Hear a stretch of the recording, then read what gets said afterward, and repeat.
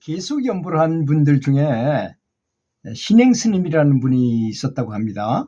그분이 이제 지금 이 글을 쓰신 분도 아마 스님이신가 본데 도반으로서 이제 70년대중 한 중반쯤에 스님이 되신 분인데 전라도 장성에 가면 백양사라는 아주 큰 절이 있죠. 서홍 스님이라는 큰 스님이 계셨는데 그 스님의 상좌라고 합니다. 이분은 이제 서울에서 동국대학을 다녔는데 학생회에서 해인사로 관광을 간 적이 있답니다. 그렇잖아요. 학생회에서 해인사니 뭐 큰 절에 이렇게 사찰 관광을 가잖아요. 그때만 해도 지금처럼 고속버스가 다니지 않을 때라서 국도로 서울에서 무려 9시간이나 걸려서 간다고 했을 정도로 장시간 걸리는 그런 여행이었다고 합니다. 그분은 성격이 아주 굉장히 활발하고 어디 가나 노는 것을 보면 아주 재밌게 노는 그런 분이었다고 합니다. 노는 데는 꼭 중심 역할을 하는 그런 사람이었다는 것이었습니다. 그런데 그날은 친구들끼리 해인사로 가니까 뭐 술도 먹었을 테고 차 안에서 노래도 부르고 아주 신나게 놀았겠죠. 사람들이 여행하면 주로 그렇잖아요.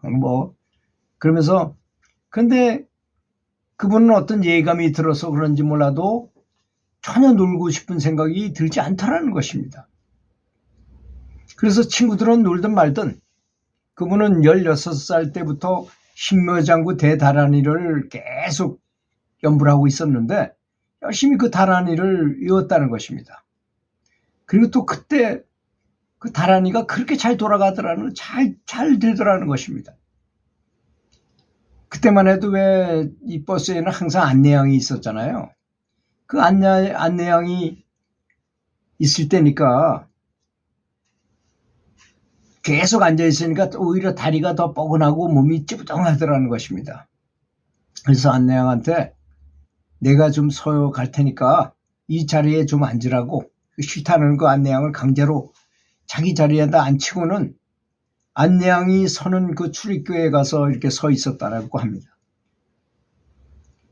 근데 한 20분쯤 가다가 차가 그냥 엄청나게 높은 곳으로 차가 굴러 떨어졌다고 그럽니다. 무려 50m가량 정도 되는 언덕에 차가 굴렀다는 거예요. 물론 수직은 아니지만 아주 이렇게 되는 50m 정도 되는 데를 굴러버렸다는 거죠. 몇 볶고 굴러가지고 그냥 떨어졌는데 완전히 차가 완전히 작살이 나버렸다는 것입니다. 그때 45명이잖아요. 승객 꽉 차는 게. 45명이 탔는데 44명이 전부 사망하고 한 사람만 살아난 거예요.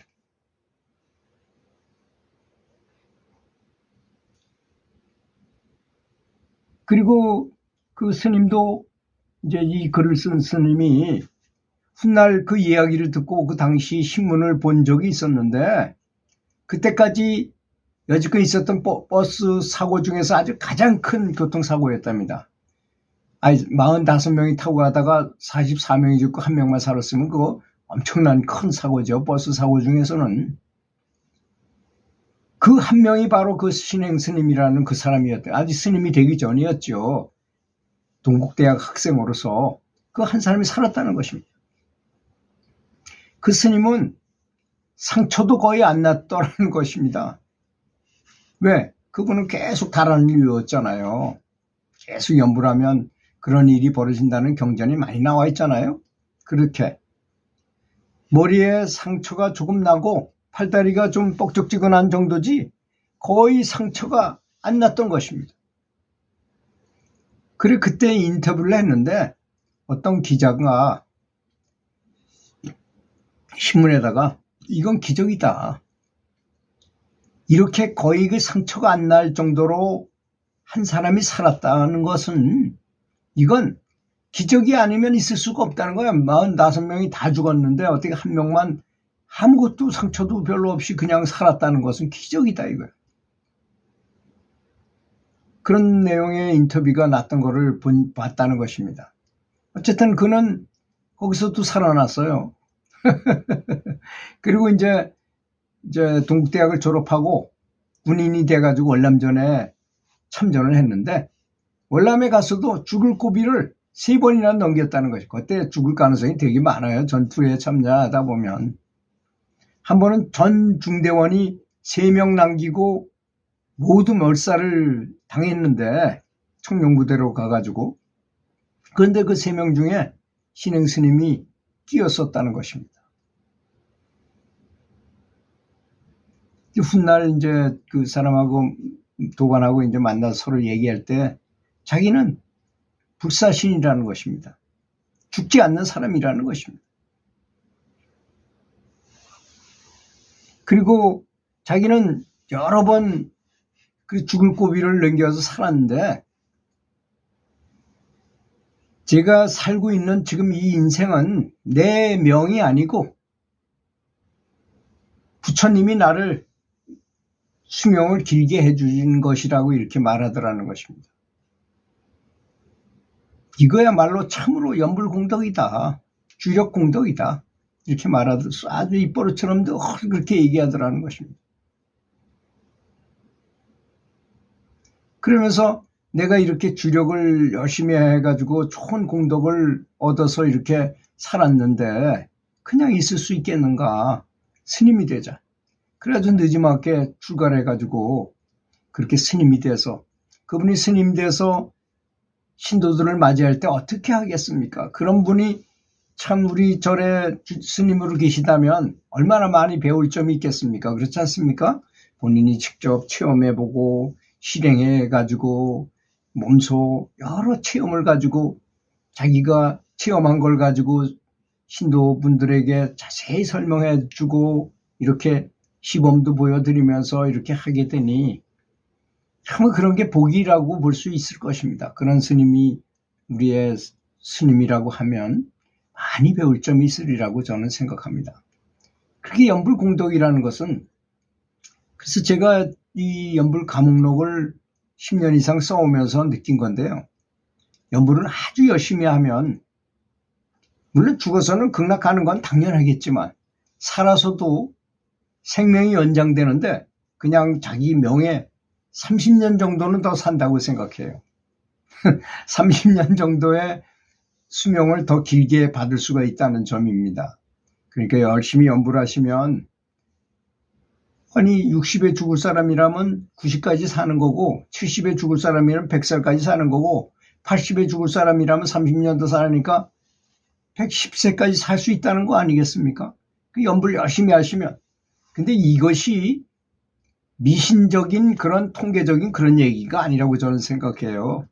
왜냐하면 여러분들 하버드 대학 앤더슨 암센터의 그분을 제가 많이 말씀드리잖아요. 김의신 박사가 조사해 보니까 그분이야 뭐 미국에 있으니까 미국은 전부 종교하면 기독교 아닙니까? 그 외에 가서 성가대에서 노래 부르는 사람들 진짜 다른 사람을 위해서 그 분위기 조성하기 위해서 이게 예배 드리기 전에 쫙 성가를 해가지고 사람들, 신도들 이게 신앙심을 북돋우고 본인들도 굉장히 신앙심에 빠지고 하는 게 성가대 아닙니까?